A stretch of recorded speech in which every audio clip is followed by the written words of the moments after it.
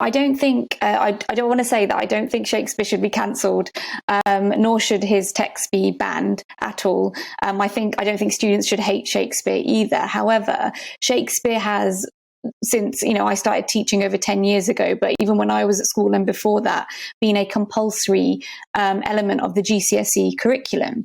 And as an English teacher, and when I was teaching full time, when a text is compulsory on GCSE, it effectively then shapes the Key Stage 3 curriculum too.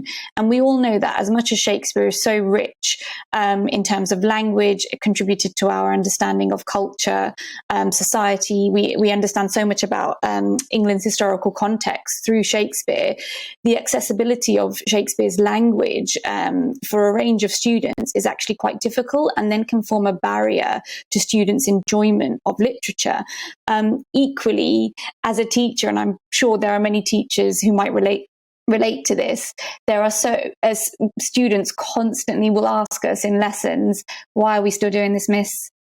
Is it still relevant? Like, surely we could do something else. And I think those questions can become quite exhausting. And actually, the students have a point. There are so many other rich texts that can help make literature more accessible, language more accessible.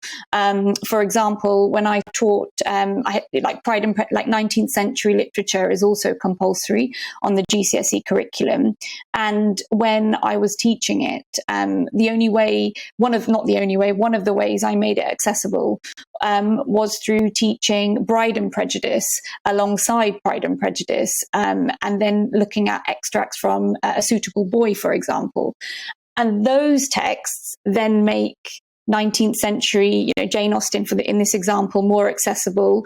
Same goes with Shakespeare too. So it's just asking the question, not to cancel Shakespeare, but equally, why is it that we have kept those canonical texts compulsory and not necessarily looked at a more diverse, relevant range of literature? The argument would be that we've kept them because they are, historically the most successful items in literature, British literature, going around the world. You think of all the Jane Austen stories, all the Shakespeare plays, films have been made about them, remakes, adaptations.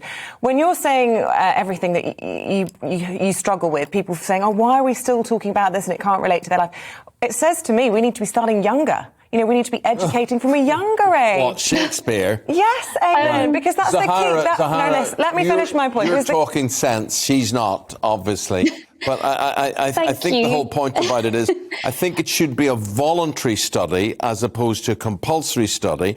And you're talking about people who get to university and they can't spell and they can't use grammar, and we're forcing Shakespeare down their throat.